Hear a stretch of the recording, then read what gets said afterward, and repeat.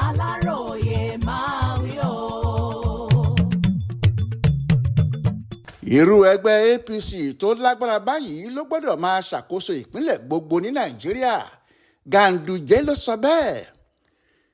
Kì í ṣe àsọdùnmọ́ pé irú ẹgbẹ́ òṣèlú APC tiwa tó lágbára gidi báyìí ló gbọ́dọ̀ máa ṣàkóso àwọn ìpínlẹ̀ gbogbo lórílẹ̀‐èdè yìí. A ṣẹ̀ṣẹ̀ mú ẹyẹ bọ̀ lápò ni o. A máa tó gba àkóso ìjọba àwọn ilẹ̀ Ìgbò náà. A máa gbàjọba lọ́wọ́ ẹgbẹ́ òṣèlú APGA tó ń ṣèjọba ibẹ̀ lọ́wọ́lọ́wọ́ báyìí. Alága ẹgbẹ́ òṣèlú APC Alhaji Abdullahi Ganduje ló sọ̀rọ̀ yìí di mímọ̀ lásìkò tó ń kí àwọn olóyè ẹgbẹ́ APC nípìnlẹ̀ Edo kú oríire ti àṣeyọrí tí wọ́n ṣe lásìkò ìbò náà nílùú Àbújá.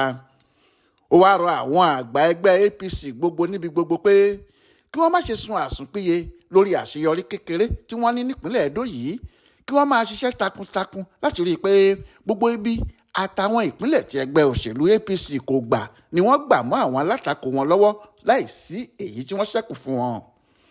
Ó ní a ti ń ṣiṣẹ́ lábẹ́nú báyìí láti gbàjọba ìpínlẹ̀ Anambra. Ọdún tó ń bọ̀ ní ìbò sípò gómìnà ìpínlẹ̀ náà máa wáyé. A ní ètò kan tá à ń ṣe báyìí. A fẹ́ gba àwọn ìpínlẹ̀ márààrún tó wà nílẹ̀ Ìgbò ní. 2 ló wà lọ́wọ́ wa báyìí. Ó kéré sóhun tá a fẹ́ ṣe. A máa gba 2 sí i. Bó bá máa fi di àsìkò ìbò gbogbogbò ìyẹn lọ́dún 2027, a lè rọrùn fáwọn ọmọ ẹgbẹ́ òṣèlú APC láti borí nínú ìbò tí wọ́n bá díje fún. Alhaji Ganduje sọ pé gbogbo ohun tó bá gbà pátá làwọn máa lò láti rí i pé ẹgbẹ́ òṣèlú APC ló jáwé olúborí nínú ìbò gómìnà ìpínlẹ̀ Ondo tó ń bọ̀ lọ́nà yìí. Ó ní irú ọgbọ́n àti ìlànà táwọn gbà láti jáwé olúborí nínú ìbò gómìnà ìpínlẹ̀ Edo tó wáyé láìpẹ́ yìí làwọn máa lò lásìkò ìbò Ondo tó ń bọ̀ lọ́nà. Ọjọ́ 16 oṣù kọkànlá ọdún yìí ní ìbò sípò gómìnà ìpínlẹ̀ Ondo máa wáyé.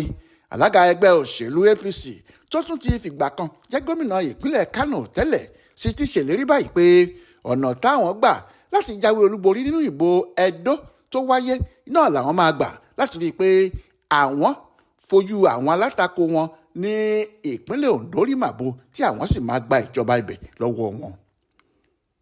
Adéwálé Adéoyè ló ṣàkójọpọ̀ ìròyìn ọ̀hún fún Aláròyé online television.